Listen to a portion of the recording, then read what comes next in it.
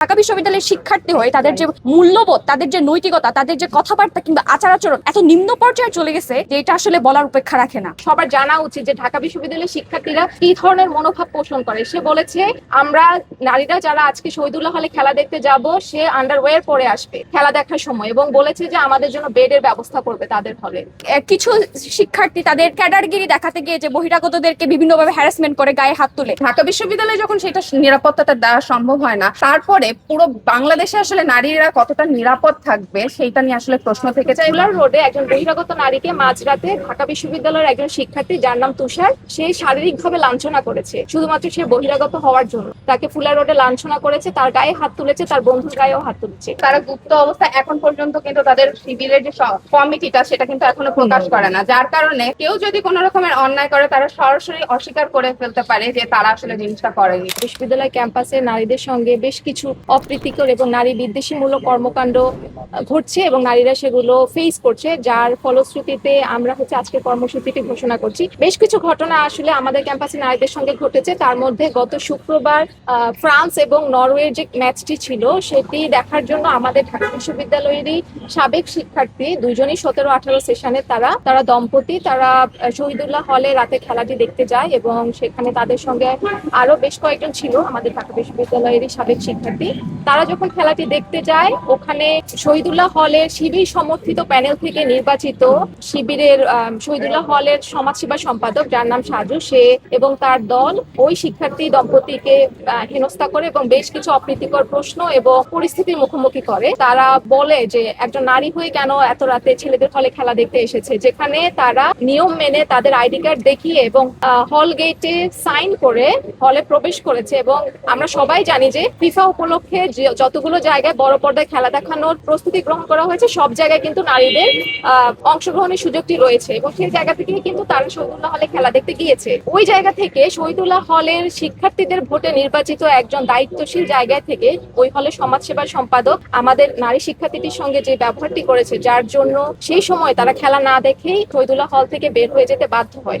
পরবর্তীতে আমরা ঘটনাটি জানতে পারি এবং জানার পরে আমরা আজকের এই কর্মসূচিটি ঘোষণা করি। এবং শুধু তাই নয়, গত শুক্রবার রাতে আরো একটি খুবই দুঃখজনক এবং উদ্বেগজনক ঘটনা ঘটে। সেটি আমাদের বিশ্ববিদ্যালয়েরই এক ছোট ভাই তার বন্ধুকে নিয়ে কার্জনে নিজেদের মতো সময় কাটাচ্ছিল। সেই সময়ের ভিডিও ফুটেজ তাদের অগোচরে নিয়ে আমাদের বিশ্ববিদ্যালয়েরই আরেক সিনিয়র, সেটা ঢাকা বিশ্ববিদ্যালয়, মানে যেটাকে আমরা জনতার আদালত বলি, ঢাকা বিশ্ববিদ্যালয় শিক্ষার্থী সংসদ নামে একটা গ্রুপ আছে, সেই গ্রুপে দিয়ে তাদের প্রতি মোরাল পুলিশিং এবং নারী বিদ্বেষী কথাবার্তা, যতভাবে নারীকে হেনস্থা করা যায়, ওই ভিডিওতে আসলে দুজনের ছবি স্পষ্ট দেখা যাচ্ছে যে আমরা মনে করি এটা চূড়ান্ত ব্যক্তিগত প্রাইভেসি লঙ্ঘন হয়েছে, যেটি একটা বিশ্ববিদ্যালয়ে পড়ুয়া শিক্ষার্থীদের কাছে থেকে কখনোই কাম্য না।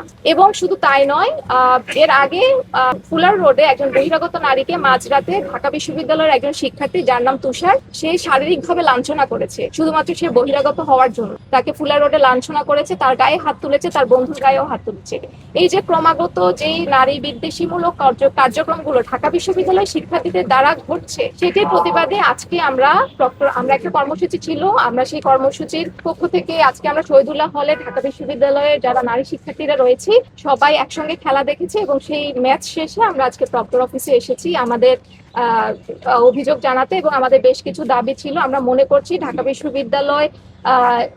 বিশ্ববিদ্যালয়ে নারী বান্ধব বিশ্ববিদ্যালয় এখন আর নেই। নারীদেরকে আসলে নারীর বিচরণ, নারীর চলাফেরা, নারীকে বিভিন্নভাবে সীমাবদ্ধ করার জন্য এবং নারীর অংশগ্রহণকে সংকুচিত করার জন্য ভিন্ন একটি পায়তারা চলছে। এবং কারা নারীর অংশগ্রহণকে, কারা নারীর বিচরণকে খারাপ চোখে দেখে, কারা সীমাবদ্ধ করতে চায়, কোন গোষ্ঠী সীমাবদ্ধ করতে চায়, আমরা সবাই সেটি জানি।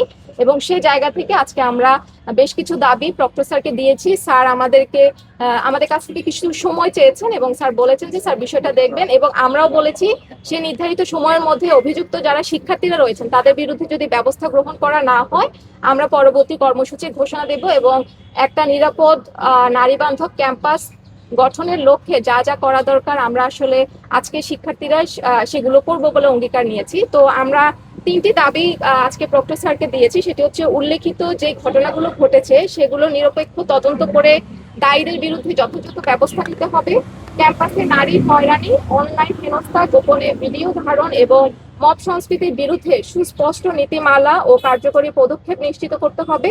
এবং তৃতীয়ত, ঢাকা বিশ্ববিদ্যালয় সকল প্রশাসনিক এবং আবাসিক পরিসরে এমন কোনো আচরণ বা সিদ্ধান্ত গ্রহণ করা যাবে না যা নারীদের প্রতি বৈষম্য সৃষ্টি করে কিংবা তাদের চলাচল এবং অংশগ্রহণকে অযৌক্তিকভাবে সীমাবদ্ধ করে। তারা গুপ্ত অবস্থায় এখন পর্যন্ত কিন্তু তাদের সিভিলের যে কমিটিটা সেটা কিন্তু এখনো প্রকাশ করে না, যার কারণে কেউ যদি কোনো রকমের অন্যায় করে তারা সরাসরি অস্বীকার করে ফেলতে পারে যে তারা আসলে জিনিসটা করেনি। তো এইভাবে কিছু সন্ত্রাসী গোষ্ঠীকে কিন্তু আমরা ঢাকা বিশ্ববিদ্যালয়ের মতো জায়গায় উঠতে দেখছি। তো এই বিষয়টা নিয়ে আসলে পদক্ষেপ নেওয়া জরুরি। সবার জানা উচিত যে ঢাকা বিশ্ববিদ্যালয়ের শিক্ষার্থীরা কি ধরনের মনোভাব পোষণ করে। সে বলেছে, আমরা নারীরা যারা আজকে শহীদুল্লাহ হলে খেলা দেখতে যাব, সে আন্ডারওয়্যার পরে আসবে খেলা দেখার সময়, এবং বলেছে যে আমাদের জন্য বেডের ব্যবস্থা করবে তাদের হলে। এবং সেই ছেলের নাম হচ্ছে টিটু, নামও বলে দিলাম। এবং এই ধরনের মন্তব্য দেখার পরে আজকে আরো উপস্থিতি হতে পারতো শহীদুল্লাহ হলে। যারা আসার কথা অনেকেই আসে নাই, অনেকেই এসেছে এবং তারা ভয় পেয়েছে, তারা সাহস করেনি যে শহীদুল্লাহ হলে তারা একসাথে বসে খেলাটা দেখবে, কারণ যে কোনো সময় তাদের উপর এই ধরনের মন্তব্য যারা পাবলিক পরিসরে করতে পারে তারা আসলে কাজটা করতেও পারে। তো সেই জায়গা থেকে আসলে একটা প্রভাব তাদের উপরে পড়েছে, যার জন্য অনেকেই আজকে আসেনি। শহীদুল্লাহ হলে যে ঘটনাটি, সেটি তো আমরা এটা প্রমাণিতই, কারণ এটা তার পরিচয় আমরা সবাই জানি। সে শিবির সমর্থিত প্যানেল থেকে নির্বাচন করেছে এবং সেই প্যানেলে সেই শিক্ষার্থীদের ভোটে নির্বাচিত হয়ে সমাজসেবা পদে এখন সে দায়িত্ব পালন করছে। উনি শিবির সমর্থিত প্যানেল থেকে নির্বাচন করেছেন, সমাজসেবা সম্পাদক পদে জয়ী হয়েছেন। বাট এত বড় একটা ঘটনা যে ঢাকা বিশ্ববিদ্যালয়ের একজন সাবেক শিক্ষার্থীকে এইভাবে হেনস্থা করে হল থেকে বের করে দেওয়া হলো, এটার পরে তাদের হল সংসদ থেকে কোনো বিবৃতি বা কোনো রকম কোনো কিছু বলা হয় নাই, বা এটার এগেনস্টে তারা কিনা বা এই যে নিজেদের লোক, এই হয়তো নিজেদের লোক বলে বা শিবির সমর্থিত সবাই নিজেদের এটা লিগেসি থেকেই তারা কোনো স্টেটমেন্ট দেয় নাই বা হলো কোনো রকম কোনো পদক্ষেপ নেয় নাই। কিন্তু এই যে ঢাকা বিশ্ববিদ্যালয়ের একজন শিক্ষার্থী, সে একজন হল সংসদের নির্বাচিত প্রতিনিধি, সে যখন এরকম একটা কমেন্ট করলো বা এই ধরনের হেনস্থাগুলো করলো, সে তারপরও কিন্তু ডাকসু থেকে কোনো স্টেটমেন্ট আসে নাই। আমি নিজে একজন ডাকসুর সদস্য, কিন্তু ডাকসু থেকে যে স্টেটমেন্ট গুলো আসে সেগুলো হয়তো একজন কিংবা দুইজন জানে। এবং ডাকসুর যে প্রতিনিয়ত যে সমন্বয়হীনতা আছে, এটা বারবারই প্রমাণ করছে আসলে যে ডাকসু আসলে কোনো ধরনের কার্যক্রমের মধ্যে দিয়ে যাচ্ছে না, বরং এটা জাস্ট একাক্ষিক কিছু কথাবার্তা। এবং সর্বাধিক যে প্যানেল থেকে নির্বাচিত হয়েছে সেটা তাদেরই দ্বারা পরিচালিত হচ্ছে।